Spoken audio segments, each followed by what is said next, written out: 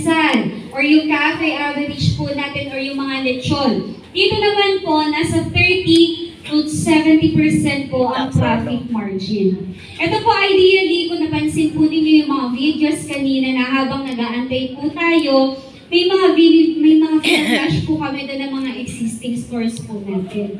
And ito po yung top number 1 or top notcher po natin na nakakakota po sila ng 20 to 50,000 pesos gross sales isang araw. Nasa mall po yan.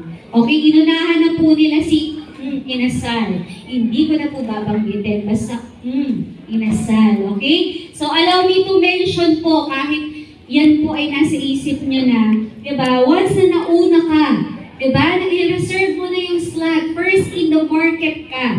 Lalo na po dito, diba? Lalo na kung sa Similoan, wala pa pong ganyan. Buy one, take one, unlimited. Eh, unahan nyo na po. Okay? Kasi, imagine na lang, sabihin na lang natin 10 to 50,000 pesos po yan. Ang profit margin mo na pinaka-quota na dapat i-hit ng iyong mga empleyado ay 13,000 pesos. In 30 days, that's 390,000 pesos. So, malaki po ang profit margin. Ngayon, syempre kung mas malaki ang store, mas maraming empleyado, syempre po, aasahan po natin, medyo malaki po ang total expenses.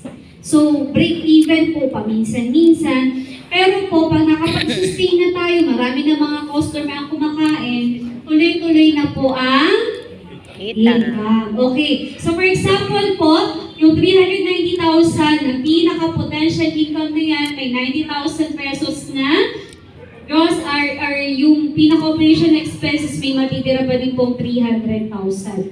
And try to imagine, for the first 1 year, meron kang kinita na 1.8 million to 3.6 million. At kinikita po yan ng mga franchisee po natin. Dalawa po ang klase ng negosyante. Isang negosyante, agresibo, pero tamad.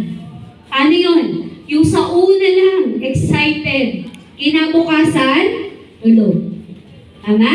At yung isa naman po, slowly but surely. Yung tipong gumagawa ng paraan, pero po hindi siya pumapayag na hindi siya kumikita. Lahat po ng mga franchisee namin na sumusunod sa layout, sa logo, sa mga costing and pricing and preparation po, kumikita. Sino po yung hindi kumikita? Yung hindi po sumusunod.